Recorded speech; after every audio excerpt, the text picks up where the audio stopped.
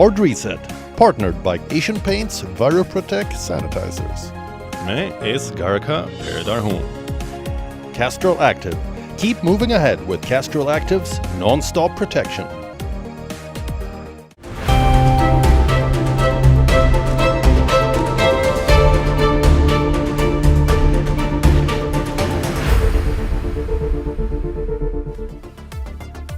Hello and welcome to Hard Reset. I'm Ashish Jha.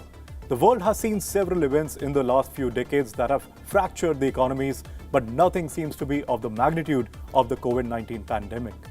According to the International Monetary Fund, the global economy is expected to shrink by over 3% in 2020. In fact, advanced economies are projected to go down by as much as 7%, and nearly all regions are going to suffer double-digit decline in trade volumes, and trade will likely fall steeper in sectors with complex value chains, of which automotive is a big part. The automotive industry in India is one of the largest in the world and contributes over 7% to the country's GDP. It is also an industry that has witnessed a sledgehammer blow due to the coronavirus. But auto giants are taking the lead and starting to work out ways in which the industry can bounce back. To discuss the impact that coronavirus has had on the auto sector and its various functions and how it is coping to ensure a strong fight back, we have a great panel of industry stalwarts. Mr. Stefan Knapp, Director Volkswagen Passenger Cars India, Mr. Santosh Iyer, Vice President Sales and Marketing Mercedes-Benz India, and Mr. Ravi Bhatia, President and Director Jato Dynamics India. If I may start with you, Stefan, you're currently in Europe, in Austria, and several countries did not really impose a stringent lockdown, and the economy was still somewhat churning. But India went from a state of normal functioning to a complete stop in barely a few days. So what was your first concern as a business leader towards this enforcement of the lockdown? First of all, I'm more concerned about the safety and the health of the employees and of the inhabitants of a country. I think business is very important, but the health and the personal life is at the utmost importance for everybody. Yeah? So I think the government in India took decisive steps, knowing that the situation in a very dense country in terms of population has to be potentially handled differently. Obviously, I think the complete shutdown, what happened, has somehow really turbulent the supply chains. So we are really struggling at the moment to get everything running again because of what a hard stop, obviously. And even things like drivers, for instance, for our trucks, to dispatch our vehicles were a scarce resource. So the complete, very radical shutdown obviously presented issues for us as OEM in order to get our supply chains working again. In fact, Santosh, Stefan rightly pointed out a very crucial point over here, that of logistics and the transportation, which essentially is a spine of any industry. How was Mercedes-Benz India affected? Because you would have had a lot of cars which were in transit. And how did Mercedes-Benz manage this because of the lockdown? Yeah, I think as Stefan mentioned, this was a given. The moment we had cases in India, we were anticipating a lockdown. And in fact, as far as Mercedes-Benz India goes, we were the first to shut down even before 23rd. In fact, around 17th of March, we closed down our operations to protect our employees' health and safety. Having said that, there was a lot of disruption, which we have seen now. And particularly also in the kits, we are a CKD market, so we get kits also from different parts of the world. So they were affected, the spare part operations, the logistics supply chain was affected. What really a bit took us by surprise now is the subsequent lockdowns, because I think it was very important for the phase one for the health infrastructure also to be in place. But now, for example, Pune today right now is under lockdown for the next 10 days time. This is something which we didn't anticipate. But yes, this is all part of this pandemic. And I think we are here to support the government in their endeavors to control this. But maybe we need to also see how can we manage business at the same point of time, try to handle this grave situation that the country is facing. In fact, Ravi, very pertinent point from Santosh over here about the supply chain, which is essential to a well-oiled operation. And with that in distress, especially because of the equation with China as well becoming worse and restrictions coming in place, what is the ground reality when it comes to suppliers and manufacturers? Over last 10 years, the automotive industry went out in a big way to gain efficiencies and scale, globalization was the strategy which was selected by everybody. With the COVID-19, the first casualty was the supply chains. So OEMs, as you know, that a car cannot be built even if one component is missing. So the shutting down of supply chain at this scale is unprecedented. I have to really compliment my co-panelists on the admirable job that they have been doing to keep the machines working. But there is a lot of pressure, and this is unprecedented because we have never seen a supply shock and a demand shock coming together. So on one hand, there is a huge demand shock because people are in isolation, they are locked down, they are keeping themselves away from the market or the streets. On the other hand, there is a supply chain shock. We have seen in the past one or the other coming at one time, but this is really big for the industry. Absolutely. And Stefan, I'll come back to you. And as Santosh rightly said, the factory spurred back into life, but the fear of the virus still hovers around us. And I want to know from you what measures are being taken on the production lines, especially as social distancing is absolutely necessary now. Oh, there are multiple measures being taken on. So it's a 360 approach. Yeah, it's from kind of getting the people to the plant via the buses, so that you cannot put the same amount of people into the buses. You have to make sure that there's social distancing. It's from measuring the temperatures. The complete processes in the production itself have been changed in order to adhere to the social distancing norms and safety norms. We are even now going one step further in Pune, in our plant. We are going to test ourselves, our employees, to make sure that we are not affected massively. Yeah, so it's a 360 approach. It's the same what we also do with our dealer partners outside. We have sent out clear guidelines on sanitization, because the first thing what you need to make sure is that your employees safe. The second thing is, in terms of business, it's really essential that you regain some confidence of your customers, that they come out and that they go to your places, to the dealership in order to look at. Yeah, so sanitization is definitely the word of the hour. To be very cautious, be very decisive, and also to be very strict.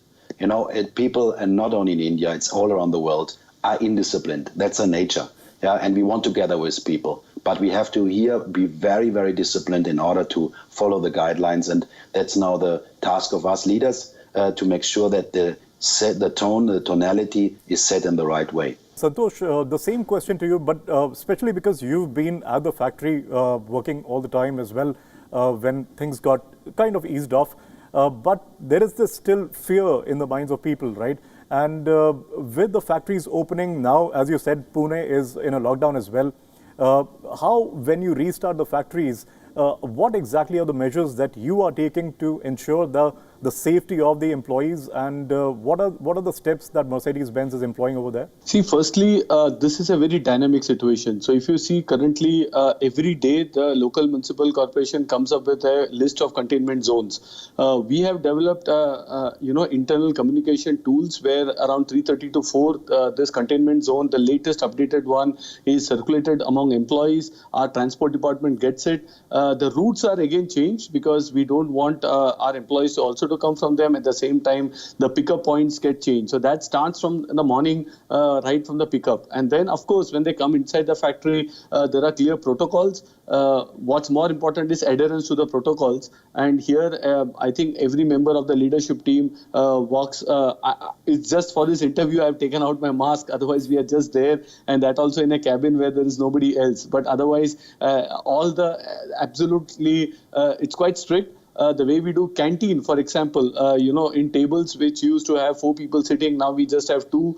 We ensure social distancing there. And primarily, we have now learned that we can work from home. So it's only staff which needs to produce cars which comes to our factory in Chakan. Otherwise, many of the white-collar teams or many of the other staffs, we are all able to manage this from our home, from our residences. And we keep coming to office maybe on shifts. One week, team A comes, the next week the team B comes in. And that also helps people to take time off and also to ensure that there are not many people in the premises as such. It's actually very heartening to know, both from Stefan and you, that it all starts right at the gates itself. In fact, the picking up of the employees as well. is being taken care of. Ravi, I'll come to you and deviate a little bit over here and talk about the automotive industry, which was already suffering from a slowdown for almost about a couple of years. And now that the COVID-19 has hit, it has made matters worse.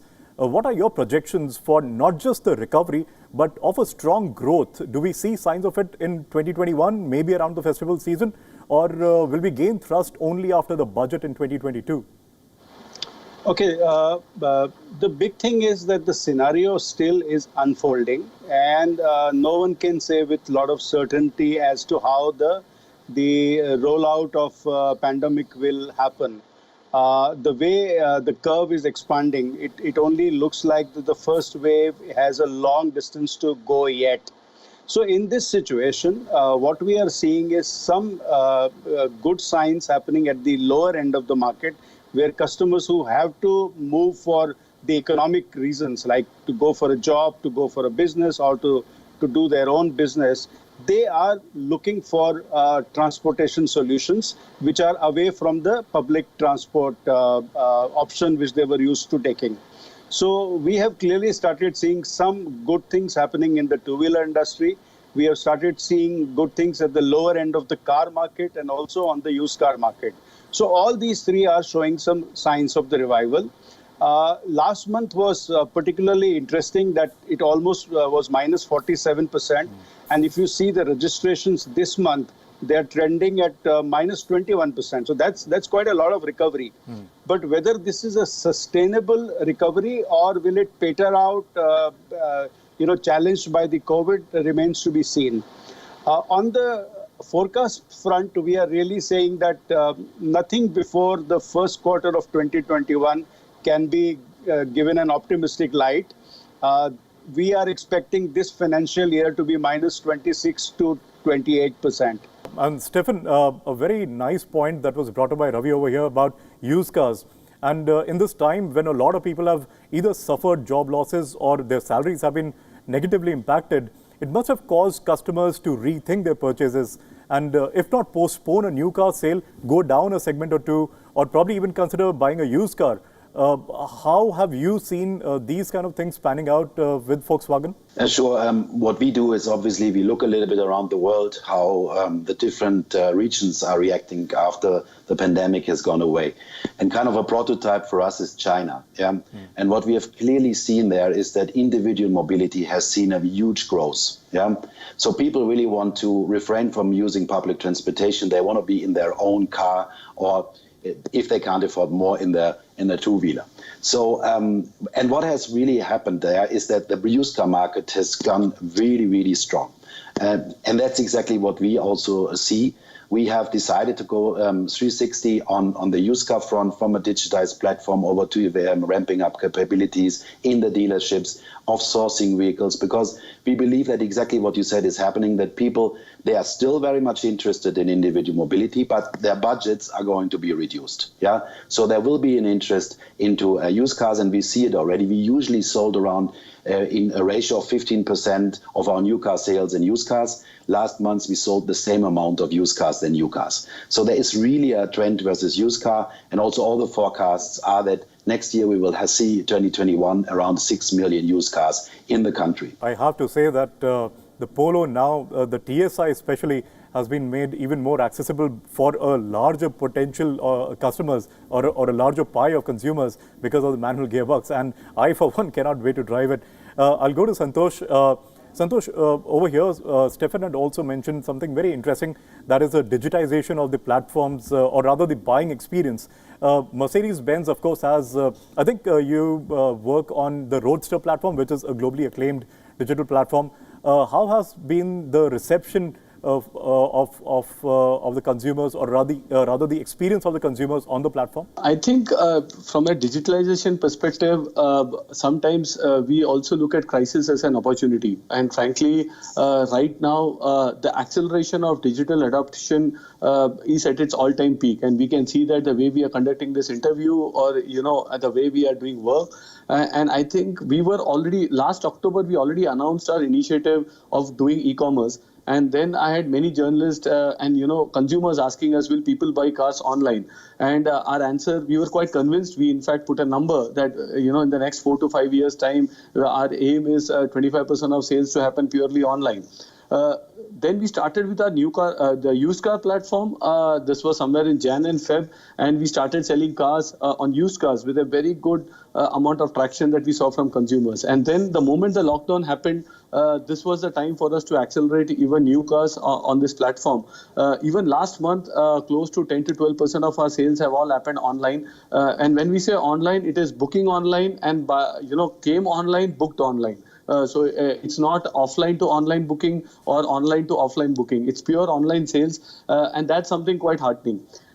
Just also a comment on the demand side, because see, we are in the mobility space. All of us, we are selling mobility solutions. And when there is a situation like lockdown or when there is a pandemic, the mobility is coming down. And, all of us are at home or workplaces. We don't travel much. And that will, of course, have a direct impact on the demand side. Which apart from the economic shock, because I think there is also an economic impact because of the business coming down, we also see the total usage pattern being there. But now with the entire business opening up slowly, we see consumers coming back. We have close to 8,000 odd inquiries last month on our platforms wanting to buy luxury cars. And here again, we see a very different phenomena. The top end, which is basically above 1 crore, we don't see that segment shrinking.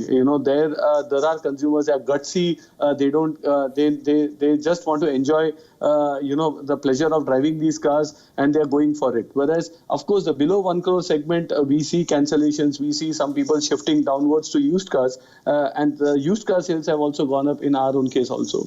So I'll now go from one technology, that is digitization, to another one, which is automotive technology. How do you envision the electric revolution in the passenger cars going forward? We bought the Euro 6 or the BS6 in India way back in 2018.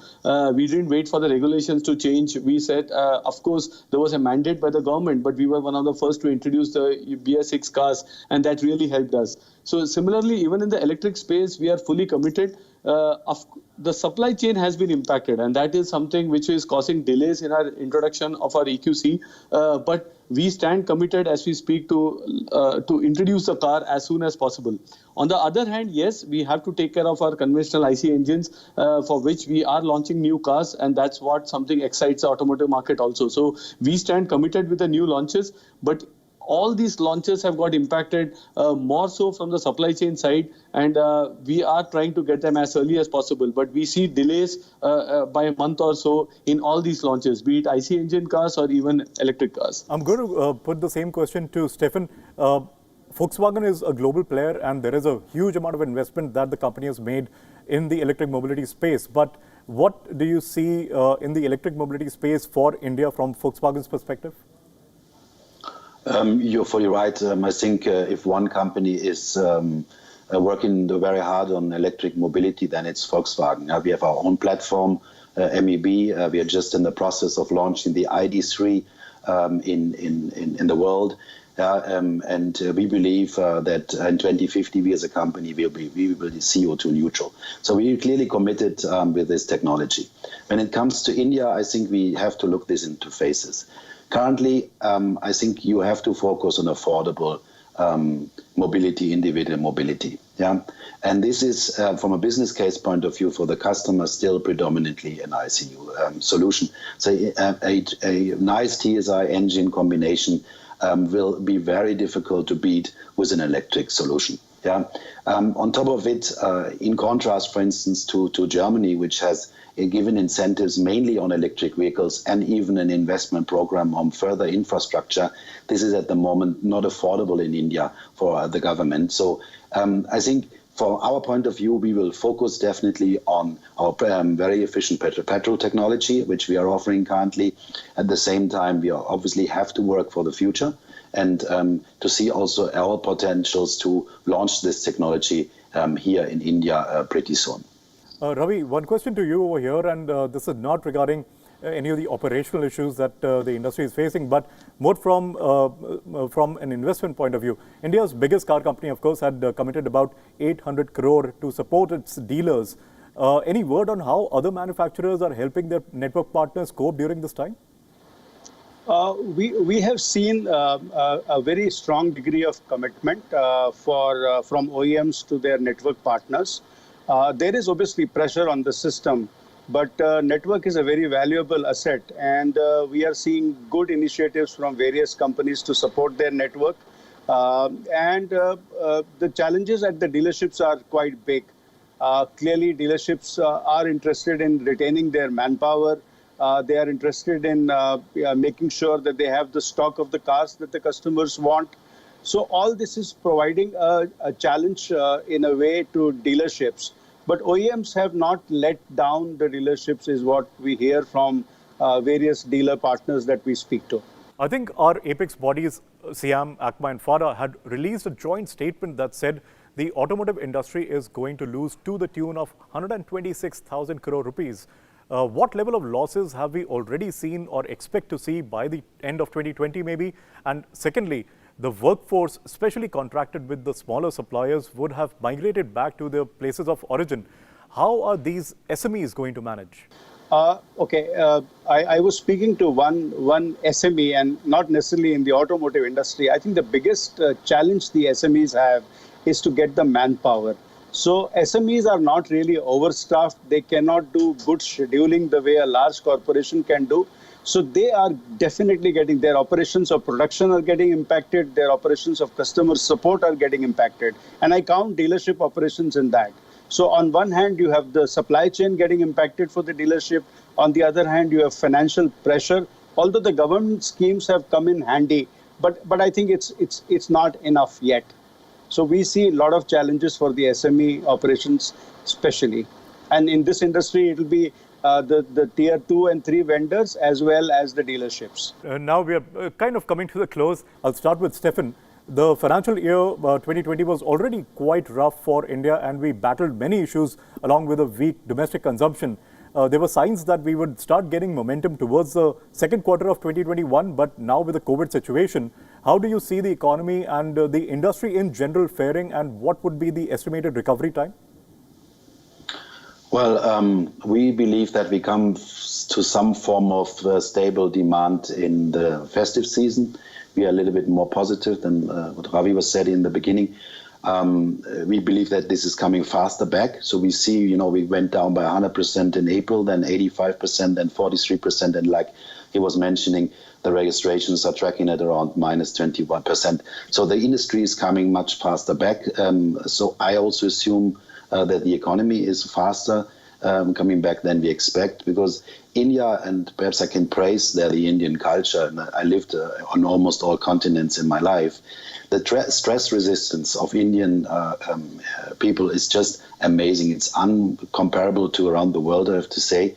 And that gives them kind of a balance, and also the base that the customer sentiments that the really coming back into life is coming faster back. The only challenge, obviously, for me, and Santosh has mentioned it, is this current instability.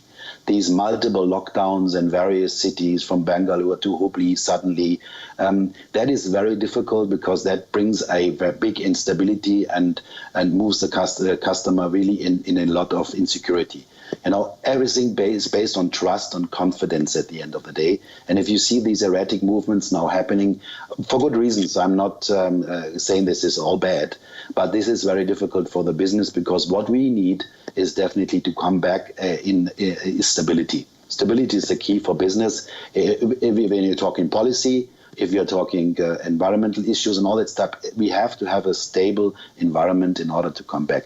But in principle, I'm a sales guy. I'm very, very positive. I think India will be one of the big stars in the next 10 years. I think this crisis is even giving India a huge opportunity when it comes to supply chains, to vendors, to things like this, because we will definitely see that a lot is moving out of China into other regions, and India is bound to be one of those, because we have to diversify our supply chains. Right. That's a clear learning out of this pandemic. Completely. And Santosh, just a couple of words on this. How do you see this happening? See, we are currently cautiously optimistic, you can say, with the future projections. frankly, from a market perspective, there is a latent demand. 3 to 4 months time, consumers have not bought cars, and now when the market opens up, some kind of demand should come back, irrespective of the economic scenarios that will be emerging.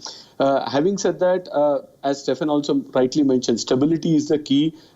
If we have such frequent lockdowns or if there is no clarity, then there are challenges. And that's where I think the government also realizes it. They also are working under compulsions right now. But with these, when you look at other markets, even emerging markets, say Brazil or even many of the other markets, they are all fighting the pandemic on one hand, and we can see the sales also happening for cars and even for other products. Even Southeast Asia has shown a very good resurgence when it comes to car sales. When you look at the global indicators, when you look at India and when you look at consumer durables, for example, they are all showing a positive trend. So somewhere during festive period, we feel the demand should come back at least very close to last year levels. And from there on, we should see how we progress for the next couple of years' time. But for sure, we are invested here, heavily invested in Pune, and we see a future in the long-term story for India. Right. And I must say that it is very heartening to see the automotive industry stepping up and supporting the medical executives by manufacturing medical equipment. On this very nice and bright note, I'm going to conclude this. Thank you very much. This has been an absolutely incredible exchange of very pertinent views. And I thank all of you very, very much for spending the time with us and sharing your thoughts. So while we all acknowledge that the impact of the coronavirus on the automotive industry has been quite devastating, there is still great hope as the industry itself is stepping up and devising newer and unique ways to fight the downward spiral and come out as a valiant victor. A good monsoon is also going to play a pivotal role in jump-starting the economy. All we can do is hope that the virus is contained and things get rolling in an efficient way to turn the wheels of economy and organizational profitability. That is a wrap on this episode of Hard Reset. Thank you for watching.